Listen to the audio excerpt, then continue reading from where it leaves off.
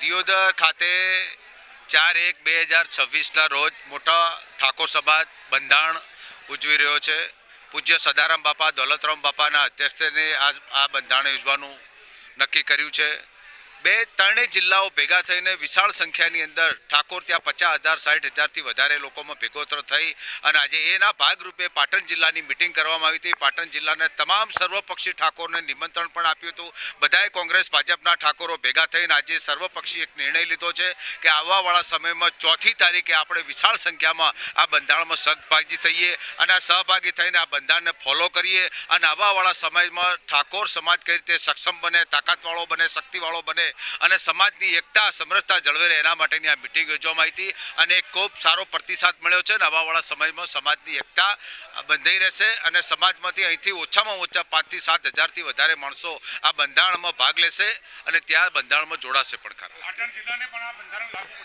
બિલકુલ પડશે. એના માટેની આ મિટિંગ હતી.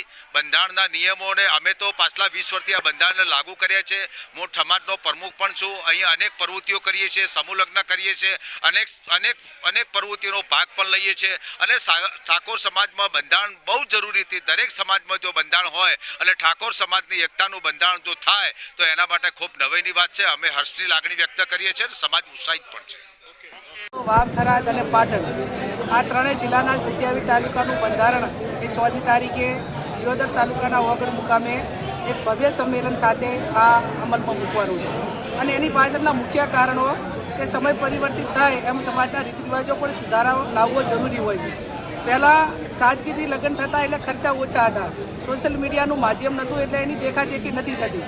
આજે દેખાદેખી થઈ રહી છે ત્યારે ગરીબ વર્ગ હોય, મજૂર વર્ગ હોય અને સુખી સમાજ હોય, આ ત્રણેયની ધરી એક થાય અને એમાં સમરસતા આવે અને એટલા માટે કરીને આ સમાજના બંધારણ માટે બધા ભેગા થવાના છે. એની મિટિંગ આજે આ પાટણ જિલ્લાની રાખી છે.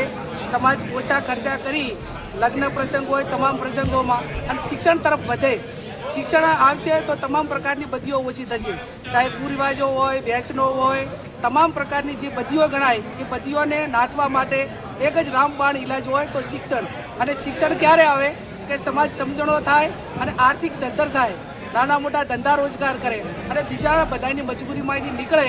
એટલા માટે કરીને આ સમાજના સર્વપક્ષીય, આમાં કોઈ પક્ષાપક્ષી કોઈની નથી, તમામ સમાજના જે આગેવાનો છે એ ઠાકોર સમાજના તમામ પક્ષના આગેવાનો એક મંચ ઉપર આવી અને આ સમાજને માર્ગદર્શન આપવાનું. કેવો સહકાર મળી રહ્યો છે?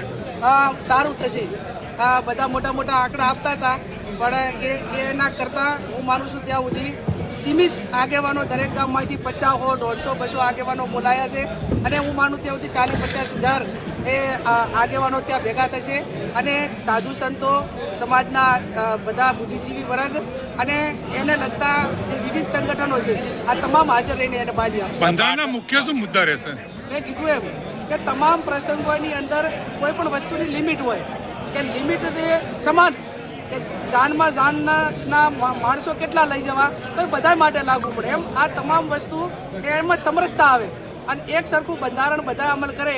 એના માટે કે દિવસે અગાઉ કીધું એમ કે સગાઈનો ખર્ચો હોય, લગ્નનો હોય, જન્મદિવસની ઉજવણી હોય, આ તમામ સાદગીપૂર્ણ થાય અને આ બચત છે શિક્ષણમાં લગાવે. આ મુખ્ય ઉદ્દેશ. બંધારણનું જે ઉલ્લંઘન કરશે એની સામે કોઈ કાયદા ત્યાં એવું નક્કી કરવામાં આવ્યું છે કે આ બંધારણનું કોઈ પણ એનો ભંગ કરે, એનું ઉલ્લંઘન કરે તો એ પ્રસંગ કરે એમાં કુટુંબીજનોએ કોઈએ ત્યાં હાજર રહેવાનું નહીં અને એ એકલો કરે તો ભલે કરે પણ બાકી બીજા એના પરિવાર હોય કે હગાવાલાએ એ પ્રસંગમાં સામેલ થવું નહીં.